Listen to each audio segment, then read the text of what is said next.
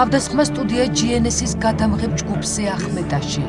როგორ გაუსწორდნენ ჟურნალისტებს და დაამტვრიეს ვიდეოკამერა მამაშვილმა ჭიჭიაშვილებმა. კანონიერია სუპერაფერი. იცეს დავაი დავაი. ჭარსია კაბე დავაი ეხლა. ერთი წამი. და!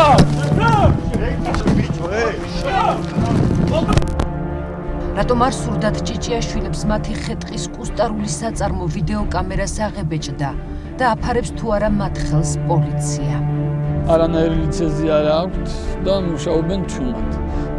ესე რომ ვთქვათ, ლორდ კიფანიძეები მფარველობენ. დღეს ახმეტაში თუ გინდა რომ კარგ სამსახურში იმუშაო, თუ გინდა რომ ბიზნესი გქონდეს ასე თუ ისე საგადასახადო არ შემოვიდეს და არავინ არ შეგაწუხოს, უნდა იყოს ამ ადამიანთან დაახლოებული პირი. მფარველობენ თუ არა შინაგან საქმეთა სამინისტროს მაღალჩინოსნები ხეტყის უკანონო ჭრასა და გადამუშავებას ახმეტის რაიონში.